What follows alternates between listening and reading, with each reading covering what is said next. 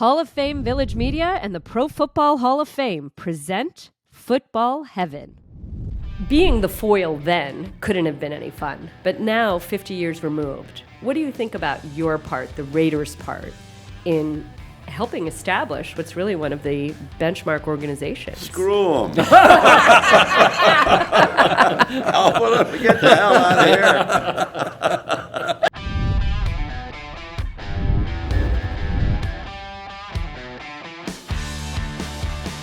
So, Joe, in our first episode of this podcast, we talked about the 10 most unusual objects in the Pro Football Hall of Fame's collection.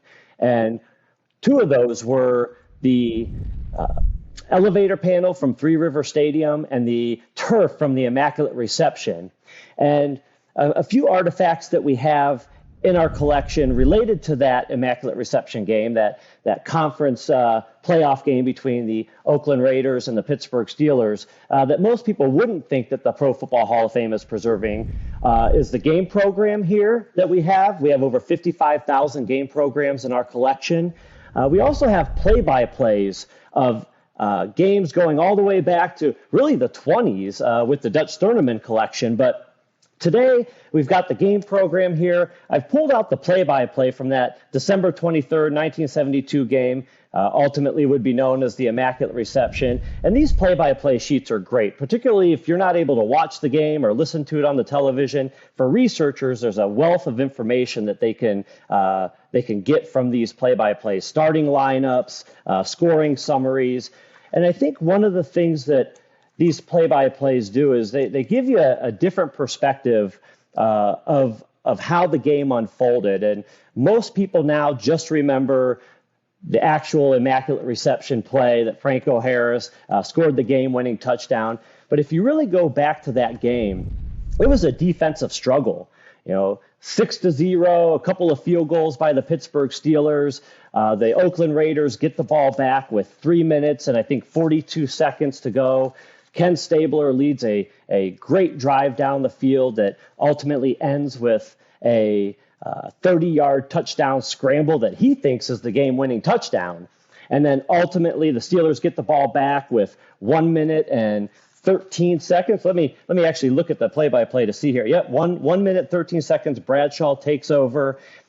6 plays later, Franco catches the actual game-winning touchdown, a 60-yard touchdown pass play, and Pittsburgh wins the game 13-7. Yeah, that's great, John. That document really does document history.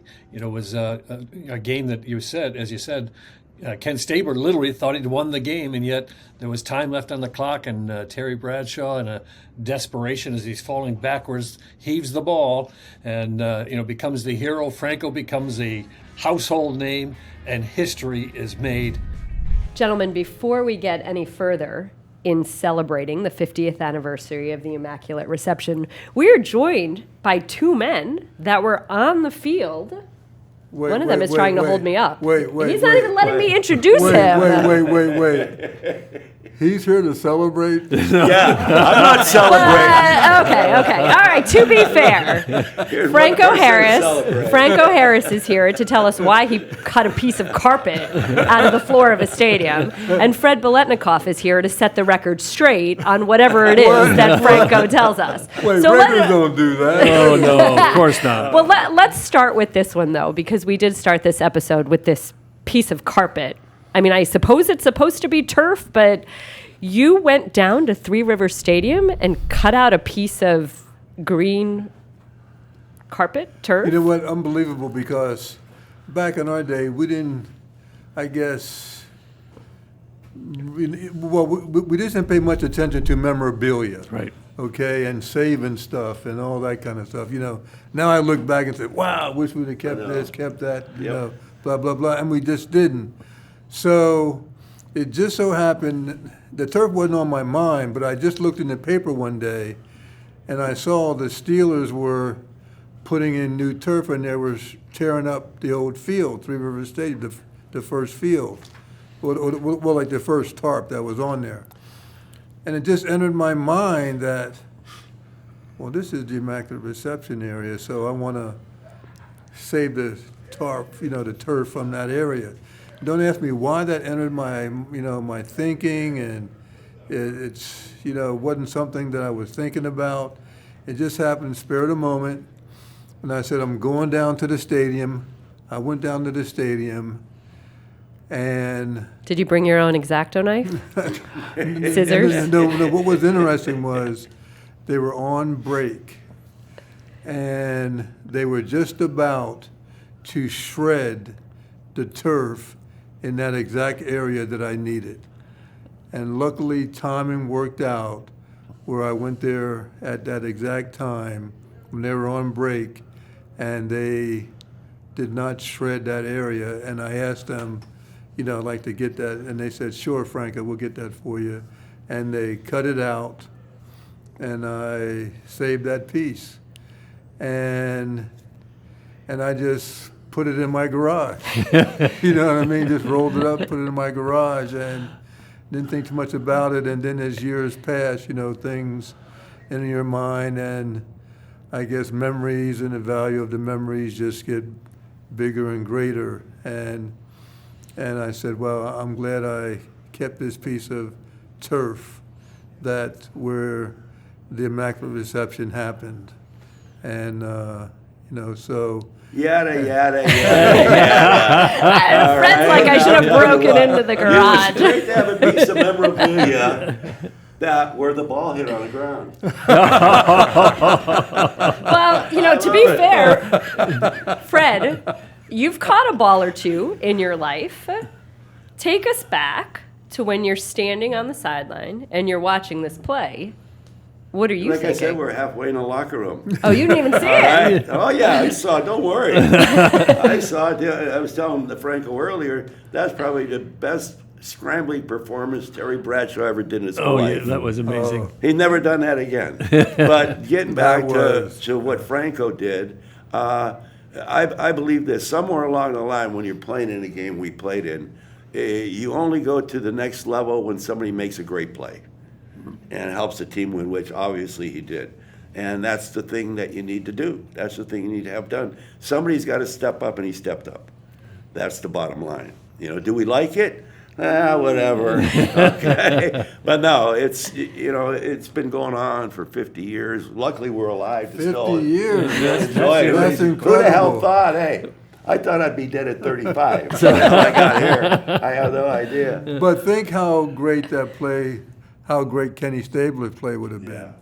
Yeah. If the Immaculate Reception didn't happen, because that was, because Kenny's not known for his speed and running and all that. And to run 30 yards and get a touchdown? Yeah. That was. Well, there was so much more to that whole game, the changing of the culture in Pittsburgh. But I want to say, you talked about the workmen stopping just before reaching the point where they would have been shredding where the Immaculate Reception occurred. Right. It dawns on me, we had the Immaculate Reception and divine intervention. He must have went to church I'm telling before you. the game. But back to, I do want to say, back to the culture, because Yeah. that game, that play changed a culture in a community. Oh, A steel absolutely. town that was losing everything. No, absolutely it Well, did. well, you know Yeah. what, like I asked two questions with this play. Did the Immaculate Reception help to make the rest of the 70s happen? And if the rest of the 70s didn't happen, would the Immaculate Reception be the number one play? Yeah. Oh, yeah, absolutely. That's like what I said earlier. That's what happens. That's what gets guys, teams to where they want to go. It's that simple. And like I said, you got to have somebody to do it, and you did it. And everybody else has wished they could do that, and people don't get that opportunity, but you did. Well, if I may say one more thing, that the history of the Steelers is a pretty bleak history when you look at the beginning. From 1933, when they were founded, to 1971, they were rated the worst football in NFL history. More losses than any other team, fewest points ever scored, most points scored against. they were the bottom of the barrel. And now, 1972, we had a heck of a season and made the playoffs for the second time in their 40-year history. And so we go into the playoffs, and the Steelers were always known, and I heard this when I got to Pittsburgh, they always found a way to lose, the same old Steelers. They always found a way to lose. And so when you look at the game against the Raiders, we were winning, and me and Fred were talking. It was a tough defensive game. Both defenses were playing great, and the hitting was incredible. And then Kenny Stabler made that heck of a play, and then you showed up. and like they went ahead, and Art Rooney, the founder of the Steelers, got on the elevator. Which he has too, by the way. Oh, yeah, and got on the elevator because they were used to losing. Okay, and once again he got on the elevator saying, "Well, we were winning and we found a way to lose." And he got on the elevator, and as he was going down, we found a way to win. Well, Fred, all these years later, when we talk about that moment being so galvanizing for the Steelers franchise, being the foil then couldn't have been any fun. But now, 50 years removed, what do you think about your part, the Raiders' part, in helping establish what's really one of the benchmark organizations? Screw them. I'll get the hell out of here. At least he's honest, right? That we're part of their success.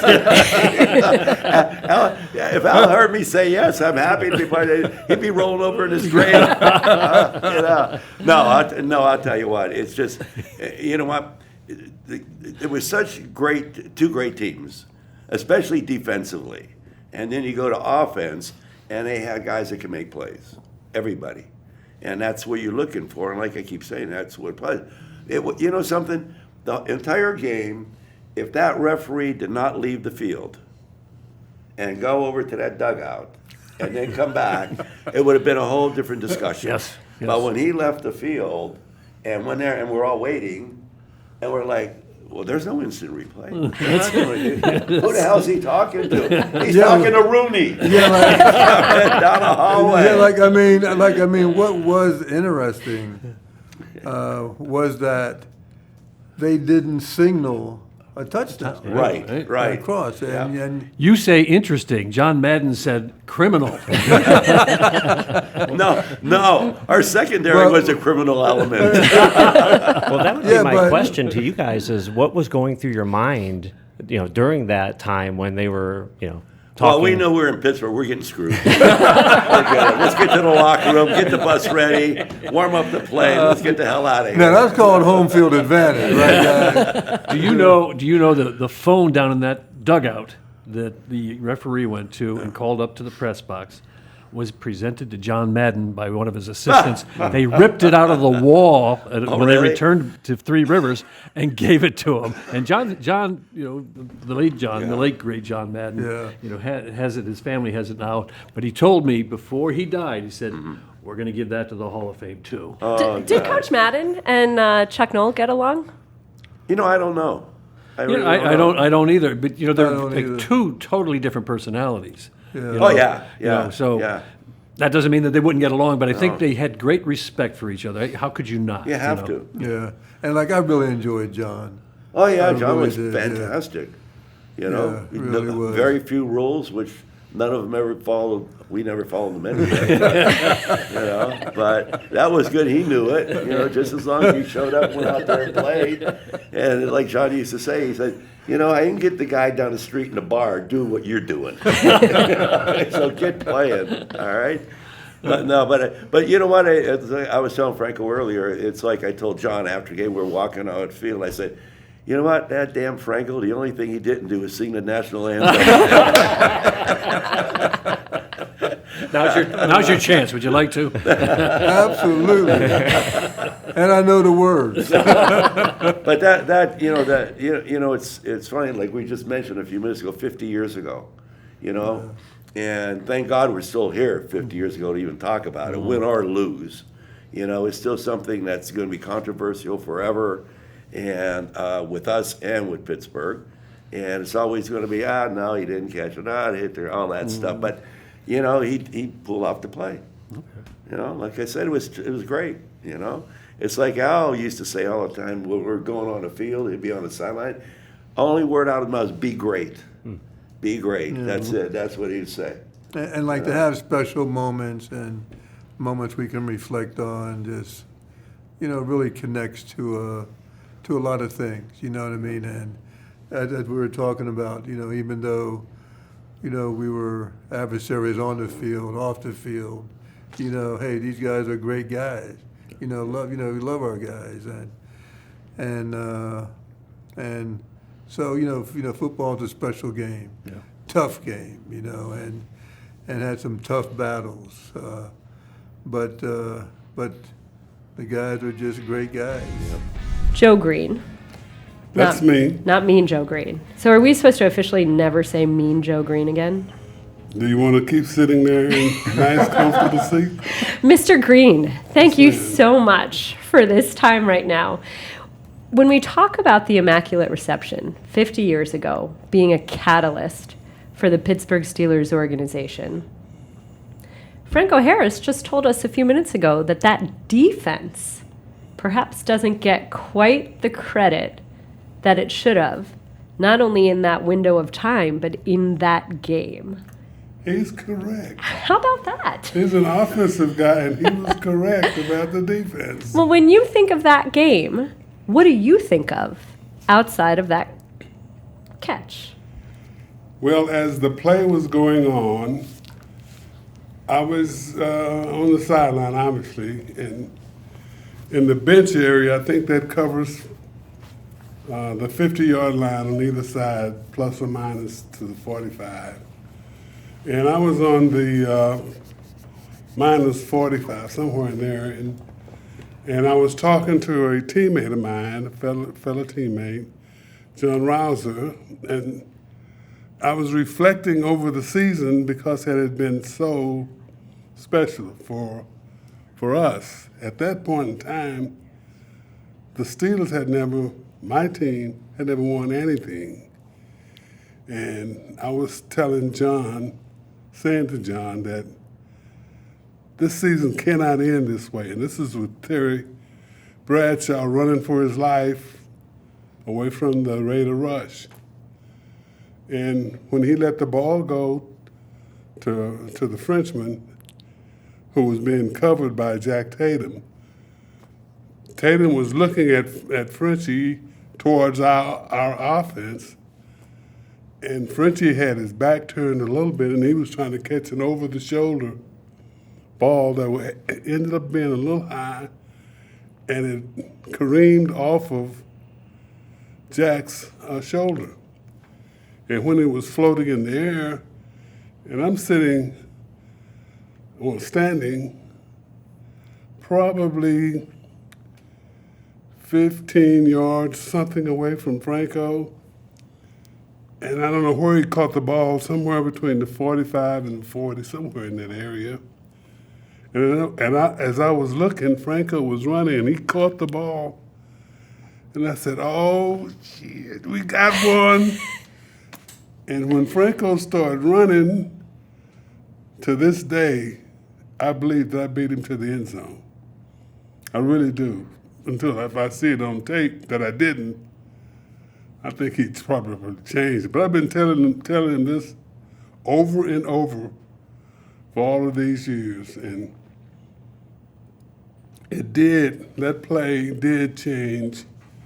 Well, it was the front door to all of the good things that would happen to us over the course of the next, up until Super Bowl 14.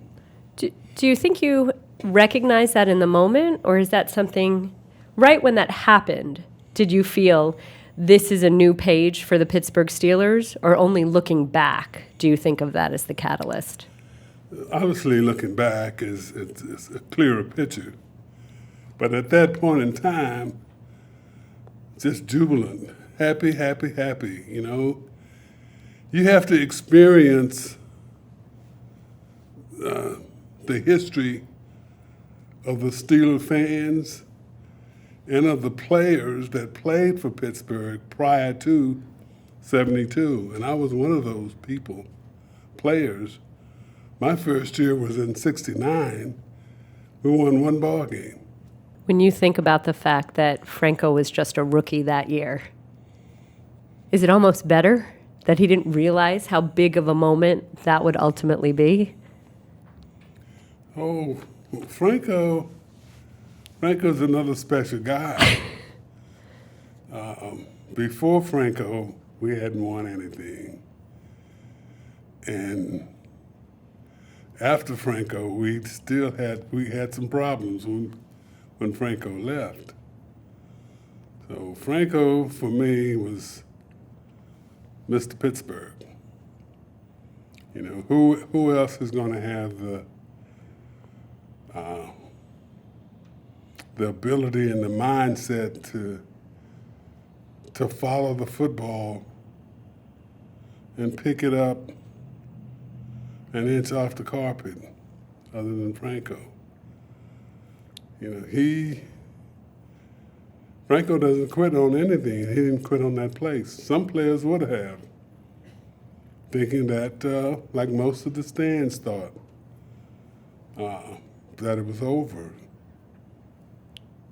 But, you know, Franco, you know, you see him all the time on the sideline, prancing up and down, going south, going north, back and forth, waiting for his opportunity. And he was special, still is.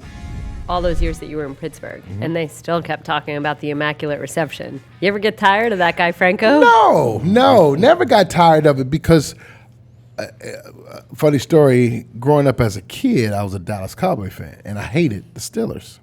And I hated Franco probably the most, right?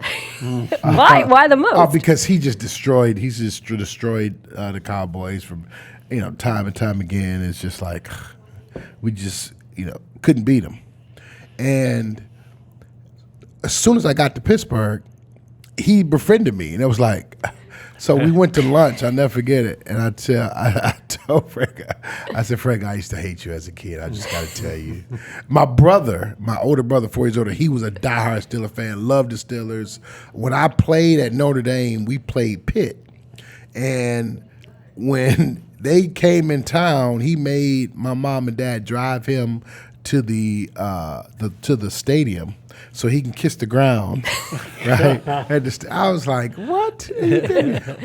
But that was his thing. And so when I came to Pittsburgh, I told Franco, I said, listen, man, I have to admit, I hated you growing up as a kid. And we have developed such a great relationship since then. So, no, the Immaculate Reception was something that we appreciated because it actually told the legacy, the story of it. And not a lot of people know that year, they didn't win a Super Bowl that year. But it started them on the road, right? And that was like the moment where everybody believed that we've got championship DNA. And so I think that's kind of where the team was headed, and it helped us create the standard that is there now. We need one more thing from both of you. Can you give us, in all your time in coming to Canton, something really fun that you get to do in this city? I get to go to Bedner's Tavern every night. All right. That's my favorite spot. Franco, is there something that you really enjoy doing in the city of Canton? I enjoy that candy shop. Oh, yeah. Haggis. Haggis, yep, I enjoy Haggis. Then the Italian restaurant place, golly, Franco.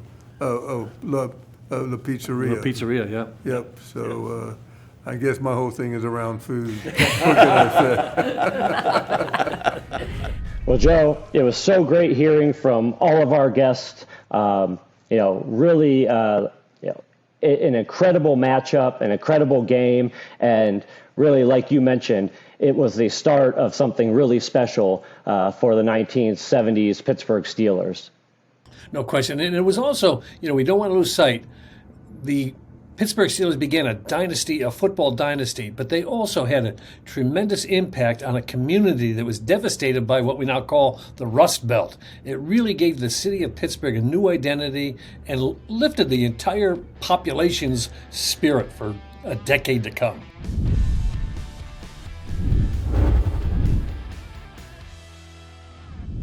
Visit Canton and experience Hall of Famers' hometown favorites for yourself. Plan your trip to America's playing field. If you enjoyed today's episode, please check out the Hall's other exciting podcast, The Mission. For more Football Heaven episodes and bonus content, please visit Hall of Fame Village Media and Pro Football Hall of Fame social media.